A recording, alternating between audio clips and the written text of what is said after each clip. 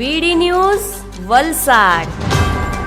તારીખ 8 વલસાડ તાલુકાના કાંજનહરી ગામે પીએમસી પ્રાથમિક શાળામાં સ્પોર્ટ ડે ઉજવાયો. ધરમપુરથી પધારેલા ભાજપ અગ્રણી પ્રવીણભાઈ આહિરે વિદ્યાર્થીઓને રમતનો પ્રારંભ કરાવ્યો હતો. આ કાર્યક્રમમાં વિવિધ રમતોનું આયોજન કરવામાં આવ્યું હતું. કાર્યક્રમ પત્યા બાદ મૈત્રી ગ્રુપ વલસાડ દ્વારા વિજેતા વિદ્યાર્થીઓને ટ્રોફી આપવામાં આવી હતી. મૈત્રી ગ્રુપના રાકેશભાઈ પટેલ અને મૈત્રી ગ્રુપના તમામ સભ્યો હાજર રહ્યા હતા અને ગામના આગેવાનોમાં ગામના ડેપ્યુટી સરપંચ કેવલભાઈ આહિર અને મોટી સંખ્યામાં ગ્રામજનોએ હાજર રહી વિદ્યાર્થીઓનું પ્રોત્સાહન પૂરું પાડ્યું.